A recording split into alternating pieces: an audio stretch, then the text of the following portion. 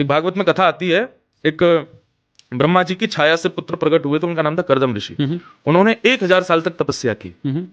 आप विश्वास नहीं करेंगे, 1000 साल 1000 ईयर्स तपस्या करने के बाद जब ठाकुर जी प्रकट हुए, नारायण प्रकट हो गए और बोले वरदान मांगो, क्या चाहिए। 1000 साल तुमने तपस्या की है, 100-200 साल में तो समझ में आता है कि भाई कोई ब्रह्मा की पदवी मांगता है, कोई शिव पदवी, कोई कुछ भी मांगे।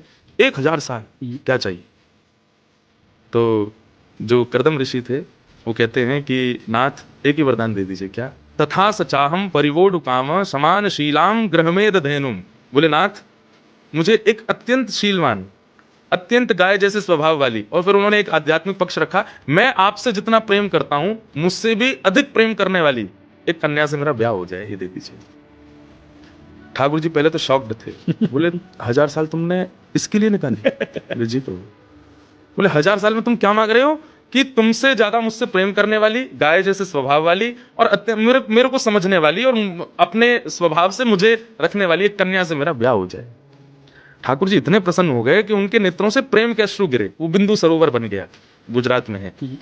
तो ठाकुर जी बोले ठीक है, पृथ्वी के प्रथम मानव हैं स्वयंभू मनु, और उनकी बेटी देवहूति से तुम्हारा ब्याह होगा, क्योंकि वो तुमसे भी ज्यादा मुझसे प्रेम करती है।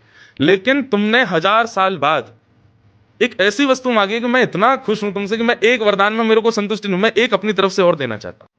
तो बोले वो क्या देंगे। बोले तुम दोनों के यहाँ पुत्र बन के मैं ही आऊंगा, मैं ही तुम्हारे यहाँ पुत्र रूप में जन्म लूंगा। क्योंकि एक नारी का सम्मान करने वाला और नारी के सम्मान में इतना लंबा तप करने वाला पहला व्यक्ति मिला मुझे। और ये तब की बात है जब पृथ्वी बनी थी, तब कर्दम ऋषि ने तपस्या की। तो ठाकुर जी फिर उन दोनों के यहाँ कपिल भगवान के रूप में प्रकट हुए, जिन्होंने सांख्य शास्त्र का निरूपण किया।